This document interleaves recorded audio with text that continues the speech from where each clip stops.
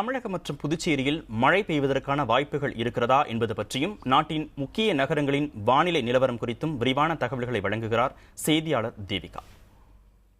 தமிழகம் மற்றும் புதுச்சேரியில் அடுத்த 24 மணி நேரத்திற்கு மழை நீடிக்கும்னு சென்னை வானிலை ஆய்வு மையம் தரப்புல தெரிவிக்கப்பட்டிருக்கு. இதற்கு காரணம் என்னன்னு பார்த்தாக்க இந்த செயற்கைக்கோள் புகைப்படத்துல நம்ம பார்க்கலாம். அதாவது வங்கக்கடலின் தென்கிழக்கே ஒரு புதிய காற்றழுத்த தாழ்வு பகுதி உருவாகி இருக்கு. இந்த காற்றழுத்த தாழ்வு பகுதி காரணமாக கடலோர மாவட்டங்கள்ல கனமழை நீடிக்கும்னு சொல்லப்பட்டிருக்கு.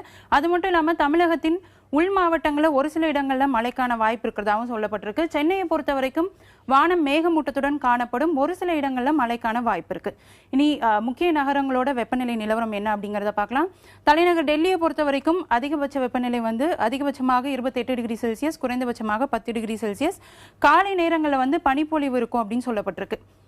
மும்பையை பொறுத்த வரைக்கும் அதிகபட்சமாக 35, குறைந்தபட்சமாக 24 டிகிரி செல்சியஸ் வெப்பநிலை பதிவாகி இருக்கு. கொல்கத்தாவை பொறுத்த வரைக்கும் அதிகபட்சமாக 32, குறைந்தபட்சமாக 22 டிகிரி செல்சியஸ் வெப்பநிலை பதிவாகி இருக்கு. ஹைதராபாத்தை பொறுத்த வரைக்கும் அதிகபட்சமாக 31, குறைந்தபட்சமாக 22. சென்னையை பொறுத்த வரைக்கும் அதிகபட்சமாக 31, குறைந்தபட்சமாக 23. நான் இதுக்கு முன்னாடியே சொன்ன மாதிரி வானம் பொதுவாக மேகமூட்டத்துடன் காணப்படும், ஒரு சில இடங்களில் மழைக்கான வாய்ப்பு இருக்கு. மதுரையை பொறுத்த வரைக்கும் அதிகபட்சமாக 33, குறைந்தபட்சமாக 24. திருச்சியை பொறுத்த வரைக்கும் அதிகபட்சமாக 32, குறைந்தபட்சமாக 23. கோயம்புத்தூரை பொறுத்த வரைக்கும் அதிகபட்சமாக 31, குறைந்தபட்சமாக 22. நெல்லையை பொறுத்த வரைக்கும் அதிகபட்சமாக 28, குறைந்தபட்சமாக 25.